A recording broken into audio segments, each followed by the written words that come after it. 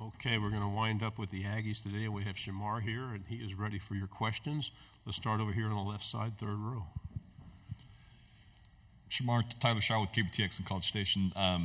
There's been a lot of talk today about, Mike Elko's first year kind of bringing accountability within the program. And what would you attribute to kind of your guys' mentality of holding each other accountable and kind of, putting your heads down, going to work, that kind of mentality? So, our mentality switched a lot from the beginning, because at first we was like, man, why is he doing all this?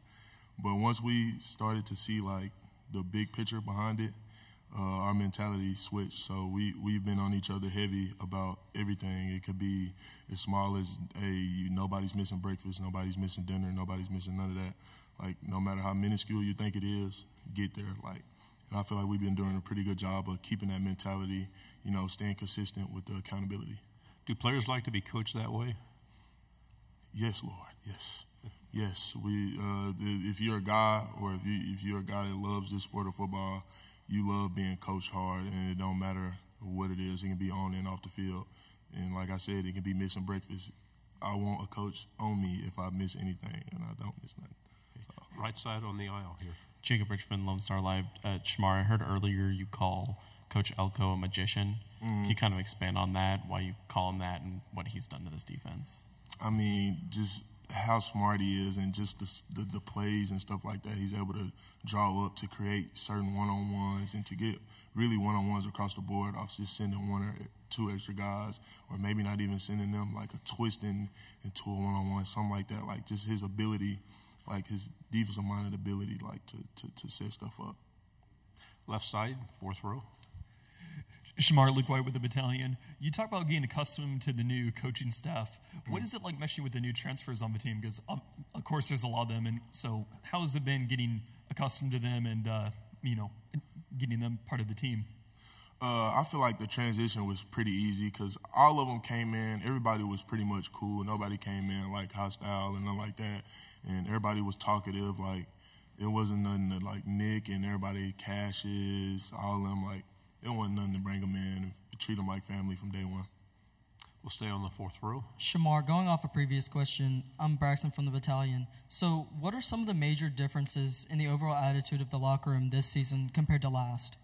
Man, I say the work ethic. Like, it's changed in everyone. Like, it's not just a handful of people on both sides of the ball that really, really want to win and really want to be great at the sport of football. I feel like everybody's mentality is switching over now, because Elko harps being hard work, and he harps relationship and stuff like that with your teammates so much. I feel like that has made everybody work harder for each other and not only just for themselves. They're not there for themselves no more.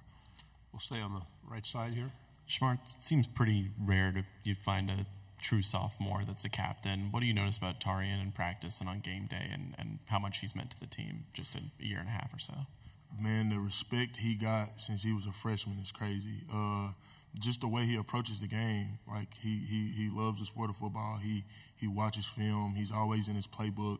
He attacks workouts like it's the Super Bowl. Like, just having a guy like that at that young of an age is crazy. And he gained the respect of everybody quickly from that.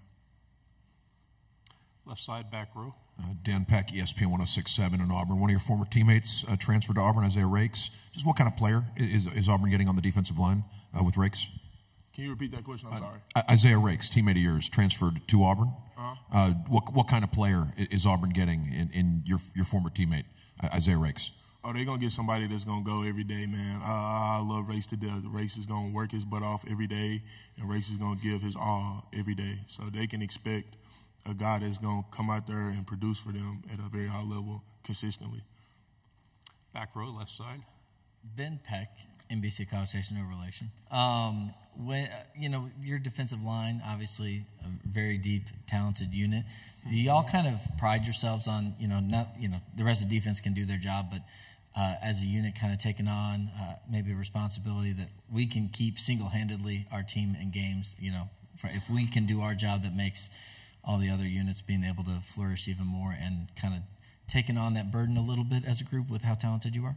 Mm-hmm. Oh, yes, sir. Yeah, we take that full on. We love having that on our back, man, being able to go in and you can really cancel a team out just with your defensive line is crazy. So, yes, sir, that's one thing we do love about being here at A&M, having all these guys with us, being able to have that mentality of, bro, we can go in this game and win this game right here. Like, this room can do it. So, yeah, we love it.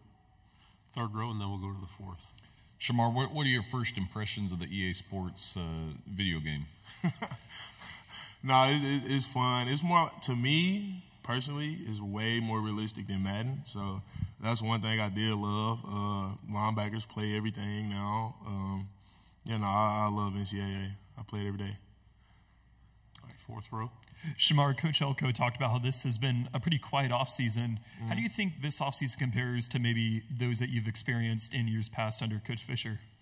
Man, it's just a lot of unnecessary talking when you can be working. So just that right there pretty much is just putting your head down, working, grinding, and going 100% every day, getting better. We'll go back to the third row.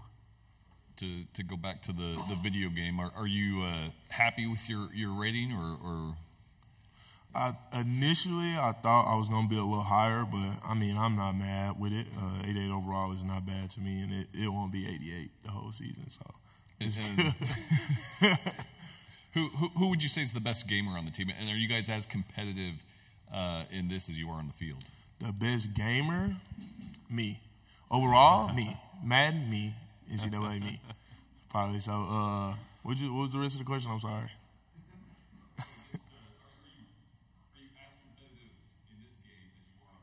Oh, yeah. I feel like, that's my problem, actually. I might be a little too competitive on the game. Final two questions on the back row. Yeah, well, what were the big factors in leading you to decide to come back to Texas A&M after all the changes in the following last season? Okay, one was having a conversation with my mother and how me and her wanted to come up with a plan for me to graduate before I left college. So getting my Aggie ring and my degree was a big part of me coming back here to Texas A&M. And two was the conversations I had with Elko. Everything he was saying was making sense. I had stuff on and off the field to fix to hire my draft grade. So if I can boost my stock in any kind of way, come back and do better, I will.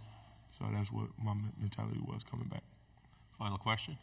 Just kind of tying a bow on the gaming conversation, what would you give your overall rating as a gamer if you had to give yourself an overall rating for gaming purposes? 1 out of 10, I'm probably... Or no, out of 99, just like the game. Like if you were, you're an 88 overall in the game as a player, but how would you rate yourself as a overall rating as a gamer?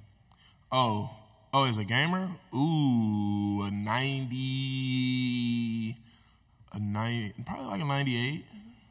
I think a 98 because when I start games, I'm not as good at them, but I pick up quick on whatever, so I feel like I'm probably like a 98.